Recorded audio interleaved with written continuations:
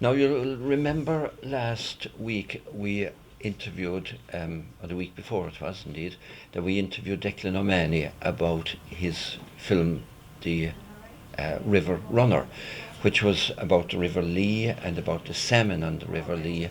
And that film was shown in the Briery Gap last week or so. Now I went along to see it myself, and I have to say that it was a most gripping presentation and expose of, I suppose, essentially the story of the salmon on the River Lee and of the development and what took place once the hydroelectric stations were put in and the changes that came about. Declan is back with us for a few minutes. Just want to ask you, Declan, first of all, you were happy with the response in terms of the numbers of people who came? Absolutely delighted that so many people showed up on the night. It was a complete sellout, and I believe there were many people turned away on the night and couldn't get tickets over the phone. Luckily, the Briery Gap are going again, 2nd of February, and tickets are going well for that. So Good. people that didn't make it the first time have an opportunity again to see it in the cinematic setting. And that's what night of the week is that? Is that a Monday? It's a Monday as well, Yeah. 8:30, Monday the 2nd of February. 2nd of February. Now, is there an opportunity as well for schools? I know that was spoken of at some stage. That's correct. On the this Thursday, the 29th, there's a 10:30 in the morning screening for schools. Yes. There's been a pick-up on that as well. Good. And all schools in the county and the city, secondary schools, have been notified, and they'll be receiving reminders over the next week. Very good. Very good. So are you talking about this Thursday coming? It's Yes. actually being screened.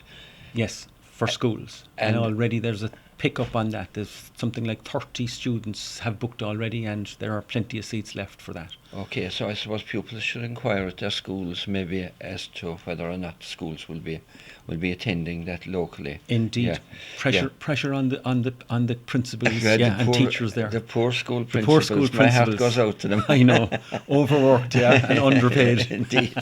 Indeed.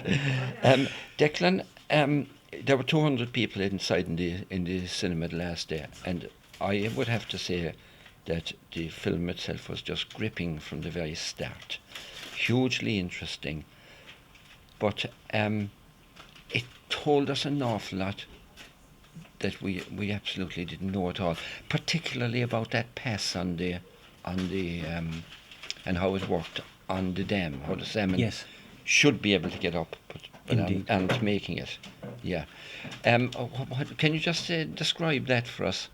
That pass. How do the salmon get from one side of the dam to the other? Yeah, well, they're called the Boreland passes. Yes. After the original designer, and essentially it's a tube. It's like a bottle, filling a bottle. Yes. That's the essential basic principle of it. That a trapdoor opens at the base, at the bottom. downstream, at Yes. the base of the dam, Yes.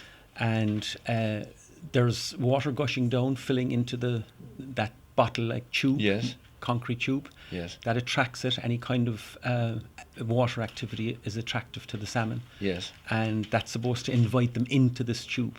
Yes. And it's worked then automatically, it's not manual, on a 6-hourly basis. So every 6 hours the tube is closed, the water fills up into the bottle, and whatever salmon are inside in the tube then are carried up to the top of the dam. There's another gate opens and outflow the salmon into the Inniscarra Lake. Yes. And get So lost. that is and get lost. And according to the experts in the film, but you have to come again and to see it and make up your own mind, but a lake landscape is not wild salmon friendly. No. Yeah.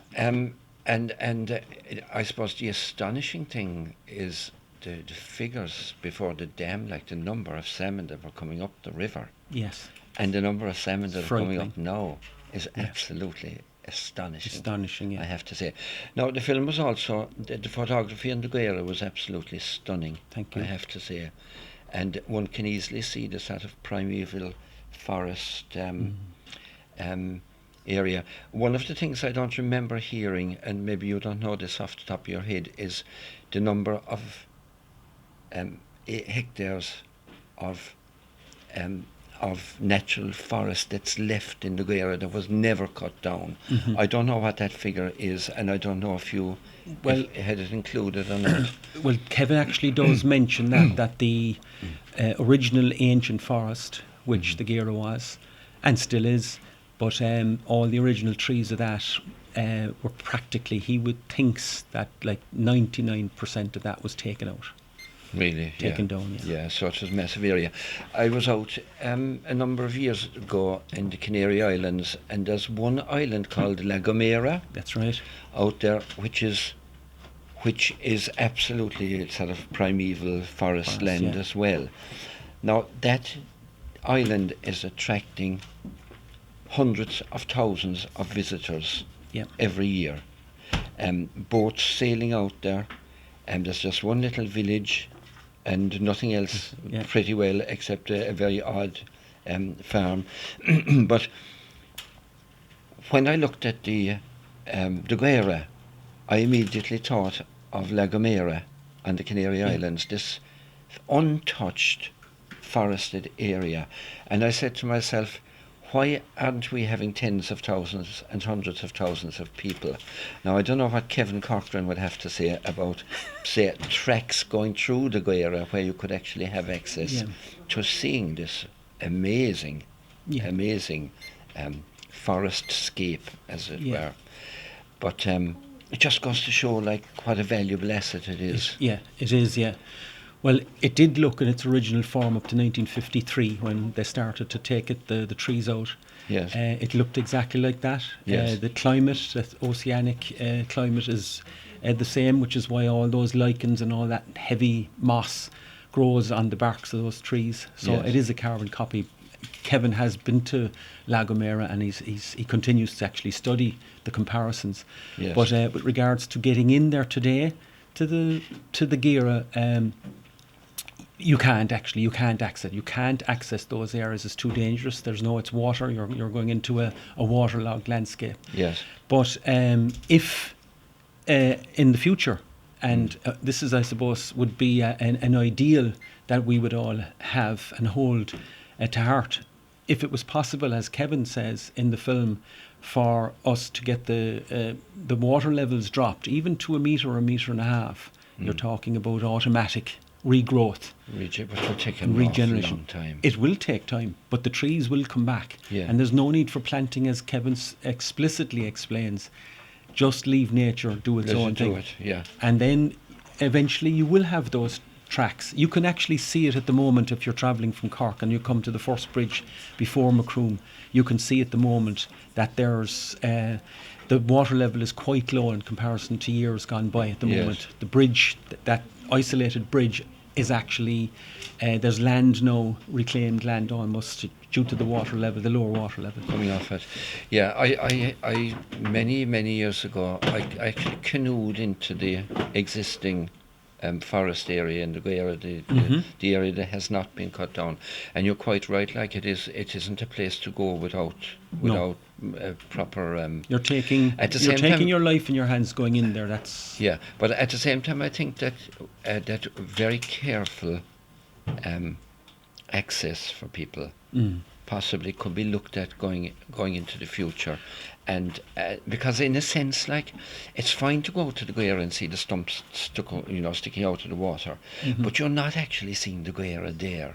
It's when you go up to the Tones Bridge edge, side of it, and there's a huge area there. That's right, Massive yeah. area Yeah. that hasn't been cut down and that is untouched. And I think that if there was some kind of tourist initiative to give, this is a personal, now maybe Kevin Corcoran would crucify me for saying this, but the other effect that I found that the film had on me was, excuse me, I was driving now, for instance, down to Bandon recently from Macroom, from Kilmurray down to Bandon. And when you leave Kilmurray village, on the right-hand side of the road, there's a stream there. And there's a long strip of real natural vegetation and forest land running along that has obviously been untouched for a huge length of time. And it runs on for a couple of miles, I'd say, or so. Fascinating area. But the point I'm making here, I suppose, more than anything, is that seeing the film raises your awareness of where else you can see something similar, Similar, or yeah. snatches of something similar. Yes, yeah. And patches of something similar. Exactly, yeah. I want to talk to you about the question and answer session afterwards. I have to say I was a little bit disappointed because I felt it was more of a talk from you Yes. than a whole lot of opportunity for the audience Okay. to ask questions. Yeah. So I don't know what you feel about that. We'll change that the next time, maybe. But Yeah. there were questions though asked, Yeah, and one of the indeed. things that was raised in it was that not all fishermen are happy about the regulations around fishing on the River Lee. That's correct, yeah. Yeah. Now I know this isn't within your brief, No, and certainly not. you didn't touch it at all in the film, to be honest. No. But it did come up in the audience, and I felt Indeed. they got a little bit edgy at There times, was, yeah. There small was. little bit, and I was wondering how you'd manage that. I suggested a cup of tea. I think you did, yeah. But it certainly No, has to do with fishing rights. It does, yeah. Yeah, yeah. It's a serious issue, and it's a complicated one because it exists on all rivers in Ireland, and the fact that the numbers are so low in our Irish rivers, and the Yes. Lee, we're lucky with the Lee because it's one of the rivers that still remains open to Yes. fishing, to angling, and anglers and angling clubs. But I think it all has to do with the huge dilemma, and that's what kept me going on the film. I just couldn't believe that our rivers are like the veins in our body, the arteries and veins in our Yes. body. To me, that's the way I interpret the rivers of Ireland, Yes. all of the rivers. And the fact that 5 of them, the 5 major ones, have dams of concrete cathedrals blocking them. Yes. And blocking the fish. And then the fact that there's all sorts of issues at sea, and there's all sorts of issues regarding salmon farming. There's millions being pumped into salmon farms. Why isn't there an emphasis on the wild salmon? And Yeah. this is Alan Nolan, who's the fisherman in the film. This is his specialisation, this is his passion, this is his dream, and this is his question, and this is the question of the film. Why can't we, with this natural beauty, like the Gera, like the River Lee itself, the Lee Valley, the lakes, and the wild Atlantic salmon, this gem of a creature, this powerful creature. Yeah. Why can't we put the focus on back on the creature? Yes, And yes. that's Kevin's mantra as well as that. Yes. We need to look at nature, at what we have, and we need to respect it, and we need to treat it going forward intelligently. I know that what you touched on with regards to tourists coming, they came in the past. Yes. They came in the 50s when the Lee was known as the Silver Lee, when the fish were everywhere. Yes. People, the people in Coolcower House, for instance, they used to, apparently you had generals from the English army, and they had rooms there, and they used to, when they'd get to a certain age and they couldn't travel over anymore, they used to keep those rooms within their own family. They used to pass the rooms on within their own families even. They wouldn't give it up. It was that valuable. Like one of the one of Inconceivable. the slots in Heathrow Airport, the Aer Lingus slots, which has been debated. When you at have length. something good, you've got to keep it. Yeah, absolutely. Yeah.